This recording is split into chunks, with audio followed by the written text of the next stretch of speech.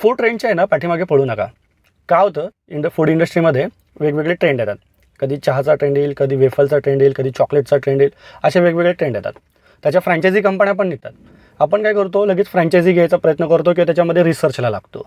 आता होतं काय, ह्याच्यामध्ये दोन गोष्टीचं नुकसान होतं. एक म्हणजे पैसा आणि दुसरं म्हणजे वेळ.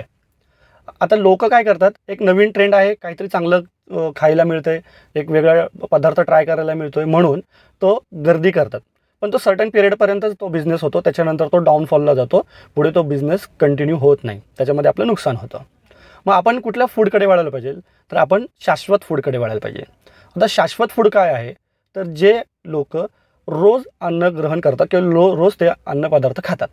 आता काय होतं, मी जर तुम्हाला म्हटलो की तुम्ही रोजच चायनीज खा, तर तुम्ही खाणार आहात का?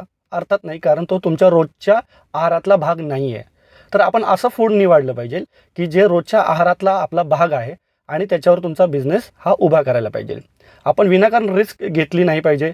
जे रोजच्या आहारातलाच भाग नाही आहे त्याच्यावर जर आपण बिझनेस उभा करायला लागलो, तर आपण आपला व्यवसाय स्वतः धोक्यामध्ये घालतो. अशा व्हिडिओसाठी तुम्ही लाईक करा, सबस्क्राईब करा, फॉलो करा आणि आपण पुन्हा पुन्हा वेगवेगळ्या टॉपिकवर भेटत राहूया.